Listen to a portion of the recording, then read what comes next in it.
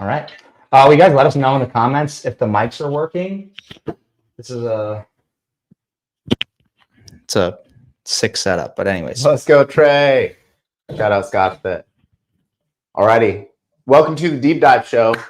This is the show where I will use I'm your host, Brad Assaraf, and this is a show where I'll use my savant-like memory that is for some reason only applied to media, particularly Savant podcast media.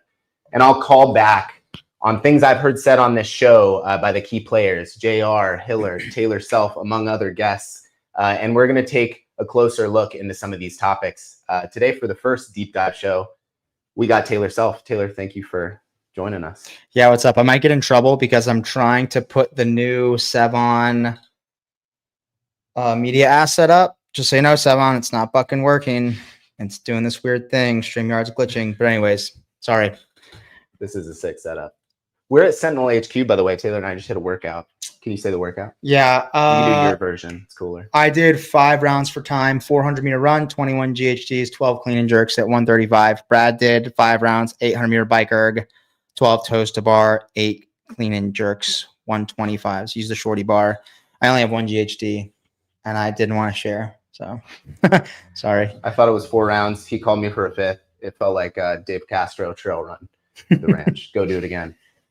So this first show, we're talking about bodybuilding. Bodybuilding, CrossFit and bodybuilding maybe used to be pit against each other, right? Instead of a leg extension, we squat. Instead of a curl, we're going to do a pull-up. But recently, people see some value in bodybuilding, and I want to hear Taylor's perspective. Taylor, for 2 reasons. One, on your programming for your affiliate show with JR, like probably 2 years ago, you said that when programming something after the main workout, Andy likes to program like bodybuilding something, some curls, and you like to do an accessory like Tabata hollow hold or something like that you think has better transfer to CrossFit. So that one. And 2, on a live in Miami Wadapalooza show, Dave Lipson appeared in the distance and you went, Dave Lipson, I've done your ebook, 100 hypertrophy finishers. And I was like, whoa, Taylor, in my head, like the most pure CrossFit guy there is. If it's not CrossFit enough, you want to make it more CrossFit. You're old school, new wave CrossFit all the way. And he's done a hypertrophy finishers ebook. That was kind of like a whoa to me. I still have it. So I want to hear, first we need to say, what do we mean when we talk about bodybuilding? And then 2, I want to hear, what have your experiences with bodybuilding? Have you done some? Do you still do some? So this is not like a generally accepted definition. This is just how I view bodybuilding, but I take it quite literally where you're trying to build a particular body type. Bodybuilding is training for a particular aesthetic. And that aesthetic could be, Mr. Olympia, where you want the skinniest waist and the biggest upper body, or you could literally think Rich Froning has the perfect aesthetic. And the way you're going to train for that is doing CrossFit. So I just think of bodybuilding as training for a particular aesthetic, and maybe a training piece is training to make a particular muscle look a particular type of way, or body part look a particular type of way. And I would say, generally speaking, most bodybuilding focus on hypertrophy training and diet. So gaining muscle, and then a diet that supports the gain of muscle mass. And then at some particular point, a diet that supports really low body fat. So like a lot of muscle, no body fat typically is like the aesthetic look. But that's how I would define it, as training for a particular aesthetic. How I view bodybuilding is that to really build a particular body type or work on hypertrophy, I come from a camp of like volume training. If you like get into bodybuilding deeply, you'll know that there are like other types of camps. Like some people only train legs once a week, only train this once a week. I am of the camp of like not necessarily super heavy, but a lot of volume. And so all of the bodybuilding sessions I liked to do before I was super deep into CrossFit was like an hour and a half. And by the end of it, I'm sweating and I was not resting between sets and reps. Like I'm just like drop sets, moderate weight, a high amount of burn in the muscle. I just like that particular style. So when I say like, oh, Andy would do bodybuilding finishers, it's like, you know, bicep curls and tricep extensions, but it's like an afterthought after class. It's like, in my opinion, it's not enough volume to create the desired stimulus, and people are just moving through it at a weight that's insignificant. So for like accessories after class, I like to create a lot of density within a short period of time. A Tabata is a great way to do that. Like, you do anything for 4 minutes with virtually no rest, it's going to get extremely hard. Yeah. Do you think there's any benefit to bodybuilding beyond the aesthetics? I'm thinking specifically things like joint health, joint integrity, or capacity even. We talk a lot muscular about stamina for most. Yeah.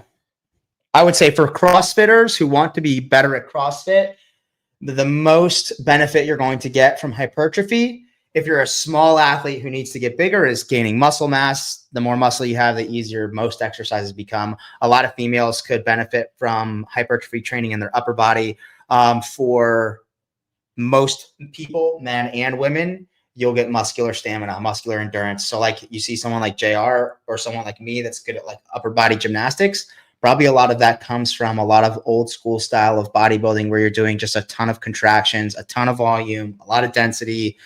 At least that's what I attribute kind of those skills for me as.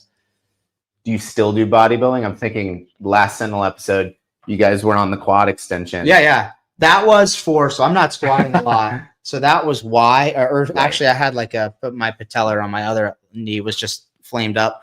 I do, but it looks a lot more functional to have more transfer of skill over to CrossFit because I don't have bodybuilding machines. When I was at UNCC, I actually, like twice a week for my second session, I would go to the rec center and just do a ton of drop sets on like every machine and just get a crazy pump. I love doing that.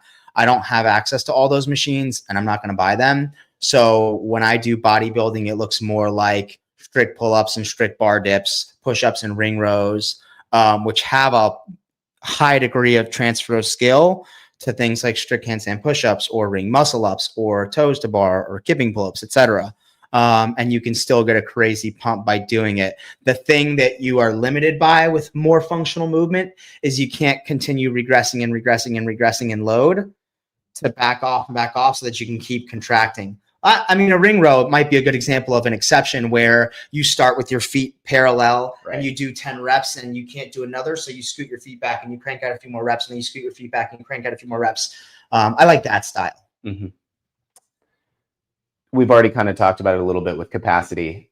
In what circumstances would you recommend a CrossFitter incorporate some bodybuilding? What kind of CrossFitter? When do you graduate to, you could use a bodybuilding piece once a week, twice a week? If you are skinny and strength is always your weakness and you don't have enough muscle mass, adding a bodybuilding session in 2 to 3 times a week, as long as your diet is supporting that, can be beneficial.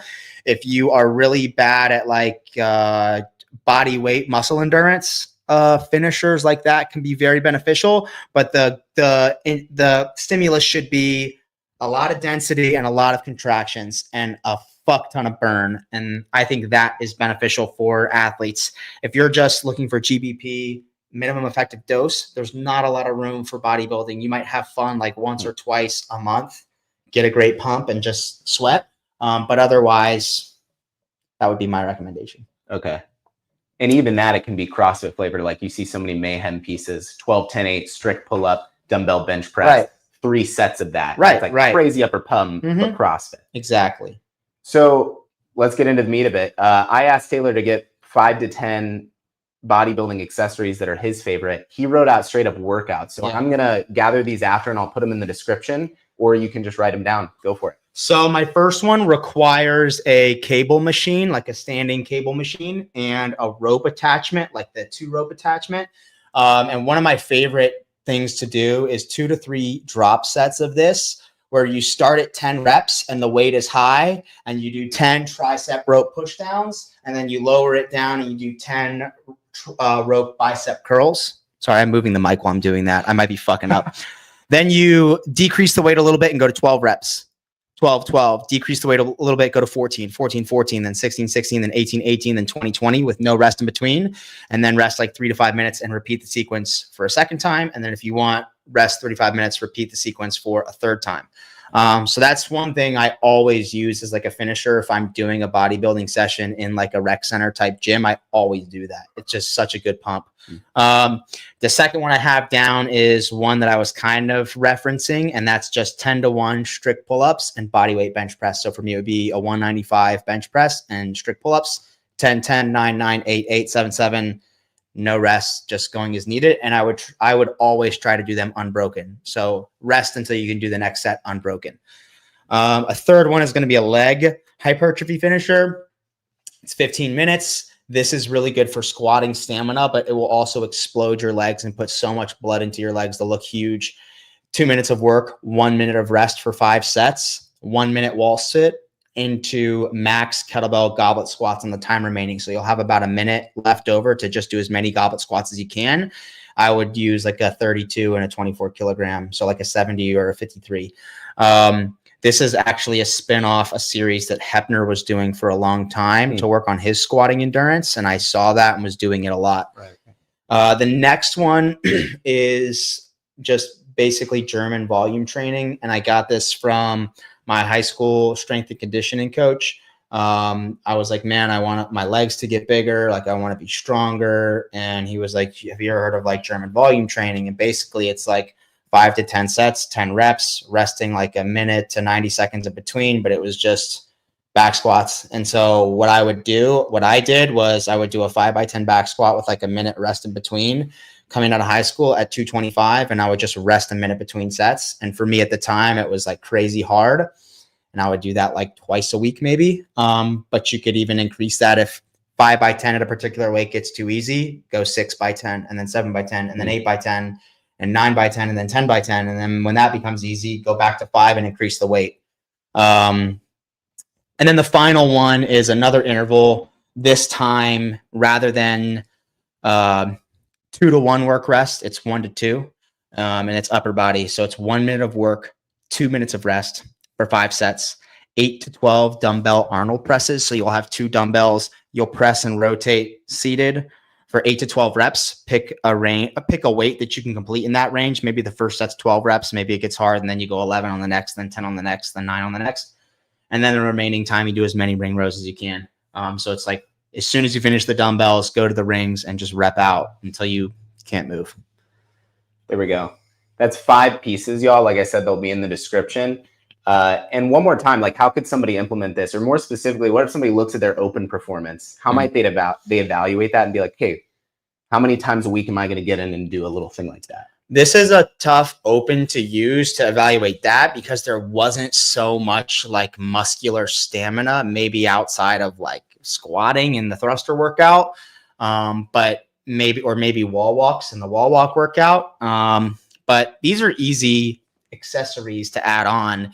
I think most CrossFit athletes probably don't do enough strict pull-ups or push-ups, body weight, upper body strength stuff. I think one thing that's really overlooked for CrossFitters is, or not understood or misunderstood, is that weightlifting is predominantly a core lower body hip extension developing modality, and gymnastics is predominantly an upper body strength developing modality. So if you're looking to develop upper body strength, you should rely mostly on body weight exercises. And when you're developing lower body strength, you should rely mostly on weightlifting. So if you're looking for upper body stuff, strict pull-ups, push-ups, dips, etc. But also you can add bands to make things easier, like drop sets of banded pull-ups or burnout sets of banded pull-ups, things like that. That didn't really answer your question, but I could talk for an hour and we got to go. That's great. There you go, guys. Tons of ideas, tons of stuff. Taylor, thank you so much for giving so many ideas. Absolutely. For coming on for this episode. We're going to keep exploring the Sevan discography on this show. This is going to be a weekly, hopefully deep dive show. And you guys need to start asking yourself, how deep does it go?